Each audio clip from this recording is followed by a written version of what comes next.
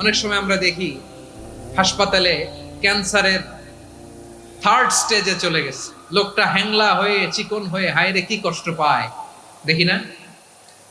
বিষ্ণু বলে একটা দোয়া যদি কেউ অন্যের কোনো বিপদ দেখে পড়ে, ওই বিপদ তার জীবনে কখনো আসবে না। শুনবেন? শোনার আগ্রহ আছে? অনেক সময় হয় যে আমরা মহাসড়ক দিয়ে যখন চড়ি, দুর্ঘটনায়, আইরে আল্লাহ, দুর্ঘটনায় মানুষের মাথা একদিকে, দেহ আরেকদিকে, ব্লিডিং, এরকম হয় না? আল্লাহ তুমি হেফাজত করো। বিশ্বনবী বলেন এই দুর্ঘটনা দেখে কেউ যদি এই দোয়াটা পড়ে, তার জীবনে সে কোনোদিন এরকম অ্যাক্সিডেন্টের সম্মুখীন হবে না। শুনবেন?